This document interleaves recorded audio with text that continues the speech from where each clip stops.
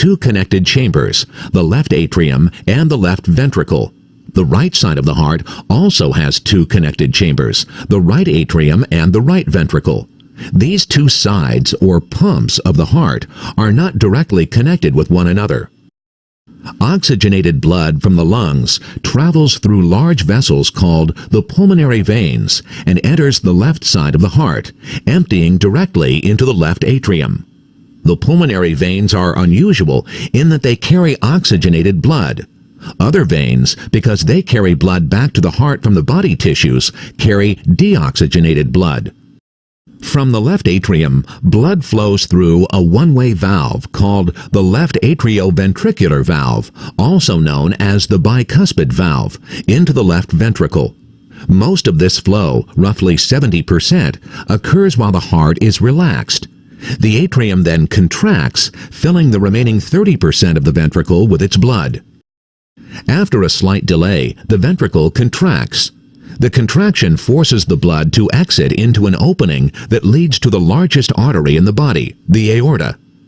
The atrioventricular valve closes and prevents the backflow of blood into the atrium.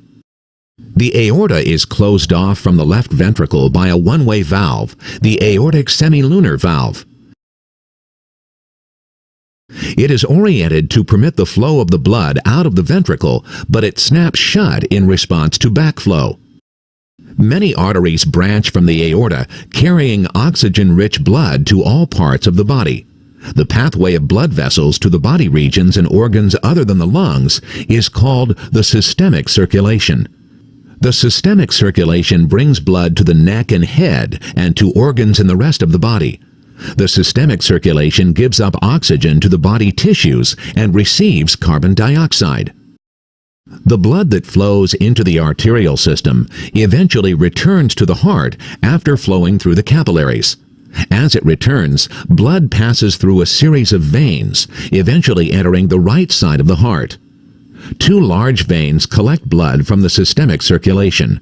The superior vena cava drains the upper body, and the inferior vena cava drains the lower body. These veins dump deoxygenated blood into the right atrium.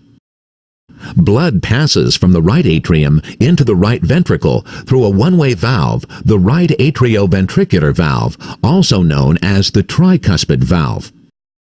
Blood passes out of the contracting right ventricle through a second valve, the pulmonary semilunar valve, into a single pulmonary artery, sometimes called the pulmonary trunk, which subsequently branches into arteries that carry deoxygenated blood to the lungs.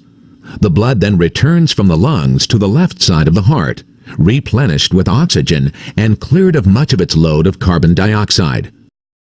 The pumping of the heart is a repeated cardiac cycle of relaxation and contraction of the atria and ventricles.